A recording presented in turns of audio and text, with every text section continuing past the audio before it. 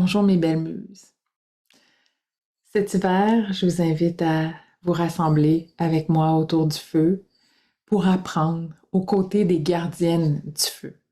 Les gardiennes du feu, ce sont des archétypes du féminin sacré, des grandes mères, des sages femmes, des femmes qui ont vu plus d'un printemps, donc qui portent à l'intérieur d'elles une sagesse qui inspire, qui rend vivante, qui permet de vivre une vie qui est alignée sur notre âme, une vie satisfaisante intérieurement et qui rayonne autour. Alors, pour faire ce travail, je m'appuie entre autres sur le travail de Jane Shinoda Bolen, qui est une psychiatre qui a écrit d'excellents livres, qui travaille entre autres avec les archétypes du féminin. Et ici, on va se tourner vers les archétypes qui s'expriment à travers la vie d'une femme de l'autre côté de la ménopause. Mais attention, c'est pour tout le monde, parce que ça s'exprime, c'est déjà à l'intérieur de nous. Et même quand on est dans la jeune vingtaine, c'est vraiment intéressant que de s'exposer à ces archétypes-là pour les reconnaître à l'intérieur de nous, autour de nous, les cultiver et dès maintenant, travailler en profondeur pour créer une vie qui nous ressemble. Et c'est ça, être une gardienne du feu. C'est prendre soin de cet élan créateur, de cet élan vital qui nous habite et d'incarner consciemment ces archétypes-là à l'intérieur de nous. Et si vous êtes de l'autre côté de la ménopause, c'est hyper intéressant aussi parce que vous allez vous reconnaître, vous allez découvrir peut-être des facettes, des archétypes qui vont venir vous soutenir dans les phases de votre vie en ce moment. Alors, ça s'adresse à toutes les femmes et c'est bon de se rassembler pour pouvoir partager ce chemin-là, partager ce qu'on reçoit de ces archétypes-là, comment on les perçoit, comment ça s'exprime à l'intérieur de nous, comment on les reconnaît autour de nous. Donc ça enrichit le travail qu'on va faire ensemble. L'importance d'un atelier comme ça, quand les femmes se rassemblent et choisissent de travailler avec les archétypes, de les incarner, ça permet ensuite de les refléter autour de nous, de les refléter dans la société, comme des kaléidoscopes. Et ces archétypes-là, c'est des femmes puissantes, des archétypes du féminin qui sont très puissantes et remplis de compassion, de joie, de colère saine, de sagesse. Alors imaginez si on éveille ça à l'intérieur de nous et chacune à notre façon, on les incarne, on les partage dans la société. Je pense que le monde en a besoin. Alors ça, c'est vraiment pourquoi je choisis de travailler avec les archétypes féminins, avec celles des femmes sages, les sages-femmes qui nous connectent au feu de la vitalité, de la vie, d'une vie qui nourrit l'âme et en même temps directement connectée à la créatrice, la grande créatrice à l'intérieur de nous. C'est elle qui nous invite d'ailleurs à nous rassembler autour du feu et il y a les grandes mères qui vont venir nous rejoindre et elles forment un conseil de sages, un conseil de grandes mères pour nous entourer et j'espère qu'au quotidien, ensuite, elles vont avoir une place de choix dans votre vie parce que je pense que c'est ça l'important. Pas juste de dire « Ah oui, je les connais », mais je les connais, elles m'habitent au quotidien parce que ça fait tellement, mais tellement une différence. Et ça permet au mental de se reposer et d'entrer dans l'espace du cœur, là où les mythes, les métaphores nous soulèvent et mettent une lumière dans le quotidien. Et je pense que c'est là où ça nous aide à avoir une posture de souveraine dans notre propre vie, dans notre territoire intérieur.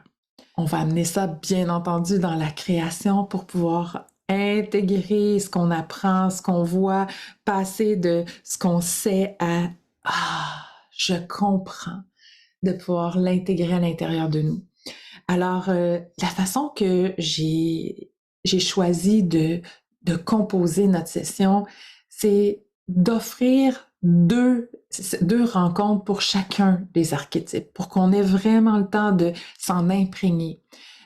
Et il va y avoir des temps de pause dans notre session. Comme ça, ben, on a du temps pour respirer, intégrer, observer comment ça s'exprime dans notre vie de tous les jours. Donc, c'est pour ça qu'on va passer l'hiver, le printemps et on va terminer début juin notre session. Mais ça ne sera pas à tous les mardis. Et je pense que ça va être vraiment intéressant de cette façon-là. Chaque archétype va avoir droit à 2 semaines avec elle. Dans un premier temps, ben, on va s'exposer à son énergie. Je vais vous faire un tutoriel dans l'atelier que vous allez pouvoir visionner au préalable pour vous préparer. Parce que quand on va parler des archétypes, ben, je veux pas que vous restiez là passive à attendre. Hein? J'ai hâte que Manon elle arrête de parler. Là, j'ai envie de créer. Non, l'invitation va être tout de suite à manipuler, à créer de la matière première, à gribouiller, à découper des images en écoutant. Il va y avoir des espaces de partage, donc on va pouvoir discuter aussi, partager, mais la création va être là en vague de fond, comme étant un travail de réception des énergies des archétypes. Je vais tout vous montrer ça dans le tutoriel, c'est vraiment pas compliqué, mais en même temps, c'est vraiment pour moi important parce que ça nous permet de laisser le mental faire son travail, aller chercher l'information pendant que l'élan créateur, notre intelligence silencieuse, se met tout de suite au travail et transpose dans la matière ce qu'on reçoit sans qu'on ait à analyser ou à prévoir ou à contrôler. Et ça, pour moi, c'est un travail très puissant. Fait qu'on va faire ça dans la première partie, hein, entrer en contact, bonjour Madame la déesse, et amener ça dans la matière. La semaine suivante, ça va être un moment plus intensif de création où, grâce à notre matière première et à ce qu'on a envie d'amener dans la matière à ce moment-là, dans la création, on va donner forme à cette déesse-là, à cet archétype-là. Mais ce qui est intéressant ici, c'est pas de faire une réplique de tel archétype, tel quel, ok, comment et quelle couleur c'est placé, comment. Non, ça, c'est pas intéressant, je trouve. Ce qui est intéressant, c'est de voir qu'est-ce qui veut passer à travers nous, comment elle s'exprime, cette déesse-là, à travers nous en ce moment. Et c'est pour ça qu'il n'y aura pas de ben voici étape 1, 2, 3. Là. Donc, ça demande quand même une posture où on se dit OK, je suis libre de créer à ma façon. Ça n'a pas besoin d'être fantasmagorique, d'être la plus belle création. Ça a besoin d'être une création qui est vraie en ce sens qu'on est présente, puis on est prête à travailler avec la part de vulnérabilité que ça peut demander aussi parce que parfois quand c'est moins beau esthétiquement, ça ne veut pas dire que c'est moins riche en termes de contenu, de ce qu'on reçoit. Vraiment bien au contraire. Alors, ça demande cette ouverture-là, puis de se faire confiance et pour pouvoir honorer cet archétype-là à l'intérieur de nous, dans la matière, et ensuite ben, se laisser surprendre par comment elle veut prendre forme, quelle forme elle va prendre en fait dans notre métaphore, dans notre mythe personnel. Et ça crée des rappels visuels. Parce que l'important, je pense, dans ce travail-là, c'est non seulement de marcher ce chemin-là, mais aussi de continuer au-delà de l'atelier, de continuer à s'exposer à ces archétypes-là, à entrer en relation avec elles, à dialoguer, à les faire nôtres pour les reconnaître à l'intérieur de nous, les reconnaître dans les autres aussi.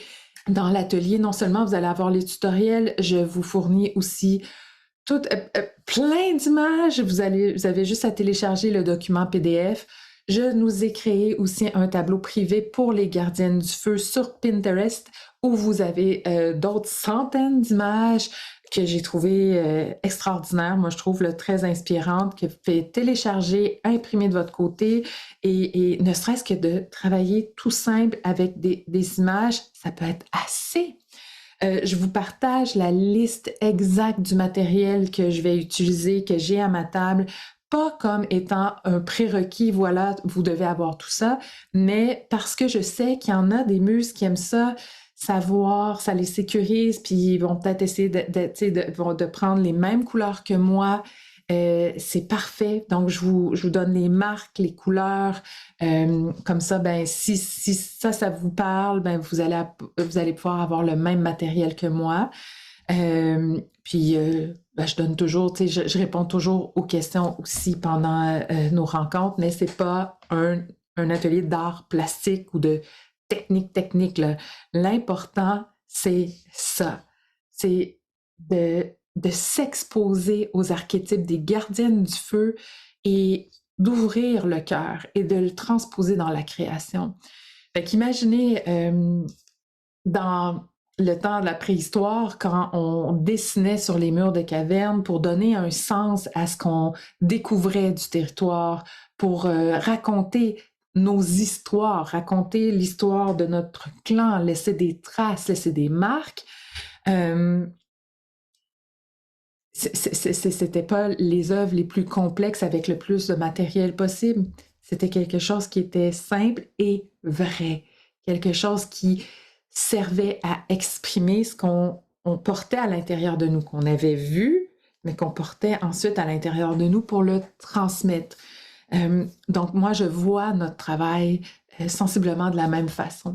Et à travers tout ça, ben, on se découvre des passions pour certains médiums, certaines couleurs, certaines images, certaines façons de faire. Il va y avoir un espace de partage, fait que vous allez voir ce que les autres aussi créent, pas pour se comparer, mais pour grandir, pour s'entraider, pour poser des questions. Mais vraiment, moi, l'essence de ce que j'ai à partager, c'est la possibilité d'être présente, mais totalement présente à l'expérience, aux nouvelles informations et de devenir littéralement un canal de réception, de transmission. Fait que je reçois l'information ici, hein, j'apprends, ah tiens, c'est intéressant, tel archétype, et pendant ce temps-là, parce que je me détends, parce que je reste présente, il y a une autre part de moi qui prend le relais puis qui joue comme une petite fille de 4-5 ans avec la couleur. Wouhou! C'est ça aussi, le bonheur de ne pas tout contrôler, le bonheur d'être débutante aussi. J'adore ça, j'ai une passion, je veux. C'est ce que je souhaite, c'est ce que je me souhaite. Et c'est ce qu'elles ont aussi, entre autres, à nous enseigner. Les archétypes des sages femmes, des femmes d'âge mûr, sont des femmes profondément vivantes, dynamiques, qui ressemblent drôlement aux jeunes muses, aux petites muses qu'on a été quand on était tout petite. Là où on n'avait pas de problème à sauter à pieds joints dans la création, puis on découvrait, puis on était en amour avec 3 fois rien. Alors, et ça c'est riche, c'est vraiment riche. Donc, nous ai concocté un espace sécurisant, sécuritaire, où venir se poser, où le contenu est riche pour nous faire grandir. Et je le vois comme un travail de bienveillance envers nous-mêmes et aussi une forme d'activisme dans la société, oser ralentir, prendre le temps et activer ces archétypes-là à l'intérieur de nous pour que ça puisse se refléter et rayonner autour de nous, peu importe ce qu'on fait dans la vie, peu importe où on habite. Et la force du groupe, de la communauté est extraordinaire, nous soulève, donne un sens aussi à notre travail. S'il y a des archétypes qui sont moins vibrants à l'intérieur de moi en ce moment, je peux le reconnaître dans quelqu'un d'autre et ça me fait du bien. On grandit comme ça. À chaque mardi, je refais le même contenu 2 fois. Donc, j'ouvre un groupe, le groupe 1 et le groupe 2, le groupe A, le groupe B, pour offrir la possibilité aux muses de partout à travers la planète de pouvoir le faire en direct. Donc, le groupe A, il y a souvent plus d'Européennes dedans parce que c'est à midi, heure du Québec, donc 18 heures en Europe. Et donc, une première version qui est enregistrée, disponible en rediffusion par la suite. Et il y a le groupe B à 19 heures, heure du Québec, qui va être enregistré. Il y a des fois des muses qui se couchent très tard, qui sont en Europe, qui viennent aussi. Vous êtes toujours les bienvenus. Vous pouvez participer aux deux. C'est le même contenu, bien entendu. Et donc, chaque rencontre dure 2 heures. Fait que s'il y en a qui sont motivés, il y en a plusieurs qui le font 2 fois. La même chose, ça leur permet d'aller encore plus loin et tout ça. Vous êtes vraiment les bienvenus. Il n'y a aucun frais supplémentaire. Vous gardez les enregistrements, donc vous allez avoir accès à vie au contenu de cet atelier-ci. Et on va former un formidable, beau, grand groupe de femmes. Que votre présence fait une différence pour nous toutes. Vous êtes vraiment les bienvenus si vous êtes nouvelle, si vous n'avez pas d'expérience en termes de création. Ma porte est toujours grande ouverte. Mais je tiens à dire que c'est un atelier où c'est pas un cours d'art plastique où je vais vous dire, OK, prenez la peinture bleue, appliquez-la là, voici la technique et tout ça. Non, parce que j'ai envie de laisser beaucoup d'espace pour que la création puisse s'exprimer à travers vous. Et quand on se sent plus malhabile, par rapport à la création, c'est sûr que ça fait ressurgir de la vulnérabilité, mais ça fait juste partie de la vie, de la création, et c'est pas un prérequis que de dire moi je connais ça, je sais comment ça fonctionne, je sais créer. Pas du tout, pas du tout. Bien entendu, si vous souhaitez avoir plus d'encadrement, peut-être que d'autres ateliers vont vous convenir davantage. Mais si vous êtes débutante, vous n'avez aucune idée, mais que vous êtes prête à apprendre, ben vous êtes au bon endroit. Si vous voulez apprendre, vous êtes curieuse, vous allez pouvoir observer ce que moi je fais pendant les moments de création. Vous allez conserver les vidéos à vie aussi, donc ça vous permet d'y revenir encore et encore. Va avoir des tutoriels par rapport à la matière première, comment on fait ça pour accueillir les énergies des archétypes, qu'est-ce que ça veut dire. Fait que déjà là, avec ça, vous avez de très bons points d'appui. Vous allez avoir aussi les fiches au fur et à mesure de chacune des déesses, de chacune des archétypes. Comme ça, ben, ça vous permet de vraiment, au niveau intellectuel, d'avoir des points de repère. Et ensuite, moi, je vais vous redire encore et encore la façon de glisser dans l'espace du ventre, du cœur, du corps, là où l'élan créateur nous soulève. Dire, OK, comment ça fonctionne? Qu'est-ce que je fais? Je vous en parle, mais il faut oser. Oser faire des petits pas, oser créer quelque chose qui peut-être au niveau artistique nous semble moins concluant ou impressionnant pour qui de toute façon, mais qui nous ressemble, qui sonne vrai à l'intérieur de nous, qui sonne juste, aligné. Ça n'a pas besoin d'être compliqué, ça n'a pas besoin d'être la plus grande œuvre pour être vrai. Les inscriptions sont ouvertes, les tutoriels vont s'ajouter très bientôt. On va débuter début février et ça va être, ça ouvre bien la nouvelle année. Alors, au bonheur de vous retrouver pour la première rencontre en direct ou en différé si jamais vous ne pouvez pas être présente en direct à cette rencontre-là ou à toutes les rencontres. C'est possible aussi de le faire en différé, il n'y a pas de souci. Puis il va y avoir un espace de partage, un forum où vous allez pouvoir partager vos créations, puis entrer en connexion avec les autres muses. Alors, à bientôt.